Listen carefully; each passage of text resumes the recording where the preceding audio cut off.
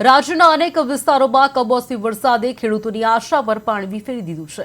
ખાસ કરીને ગીર સોમનાથ જિલ્લાના કોડીનાર પંથકમાં વરસાદે જે તબાહી મચાવી છે, ખેતરોમાં તૈયાર પડેલો પાક સંપૂર્ણપણે બળીને ખાક થયો છે અને ખેડૂતોની આખી વર્ષની મહેનત માથે પડી છે।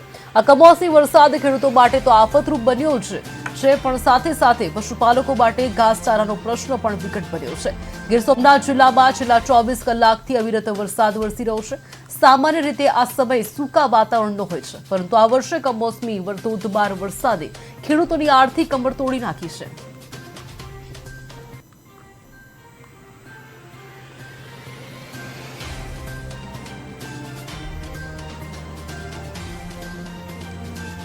આજે છેલ્લા 4 દિવસથી જે કમોસમી વરસાદે માજા મૂકી છે ગીર સોમનાથ પંથક અને કોડીનાર વિસ્તારના ગ્રામ્ય વિસ્તારમાં, અને જે કમોસમી વરસાદથી ખેડૂતોને પારાવાર મોટું નુકસાન થઈ રહ્યું છે, જેવા કે મગફળી, સોયાબીન જેવા બીજા અન્ય પાકોને પણ મોટું નુકસાન થયું છે।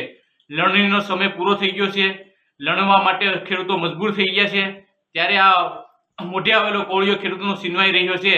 ત્યારે આ કમોસમી વરસાદ નહીં પણ આ ચાલુ ચોમાસાની સિઝન હું કહેવા માંગુ છું કે ભાઈ આ વરસાદ કમોસમી હોય તો એકાદ ઇંચ પડીને વયો જાય, પણ આ 5-5, 6-6 ઇંચ વરસાદ પડે અને પૂર આવે તો આ એક કઠણાઈ કહેવાય ખેડૂતોની, અને કુદરત પર રૂઠ્યો છે। આમાં કોઈનો તો કંઈ વાંક નથી હોતો, પણ કુદરત જ્યારે રૂઠે ત્યારે તો કોઈનું કંઈ એમાં આવતું નથી, કે કોઈનું માન સન્માન કે કોઈની દયા ભાવના પણ જળવાતી નથી। તો હું કહેવા માંગુ છું સરકારશ્રીને મારા તરફથી સરપંચ તરીકે, ખેડૂત પુત્ર તરીકે, કે ભાઈ આ ખેડૂતોનું જે નુકસાન થયું છે એનું તાત્કાલિક સર્વે કરી અને તાત્કાલિક ધોરણે સહાય ચૂકવો અને સહાયમાં વધારો કરવો। જ્યારે ખેડૂતોને 10 વીઘા જમીન હોય ને 20-25 હજાર રૂપિયા મળે તો એનું કંઈ થતું નથી, સમજ્યા? મજૂરી કામ નથી થતું। અત્યારે ખેડૂતોને જે નુકસાની થઈ રહી છે એ પશુઓનો સારો જે છે, મોટા મોટી જે ખેડૂતોની જે માગણી છે એ પશુઓનો સારાની છે।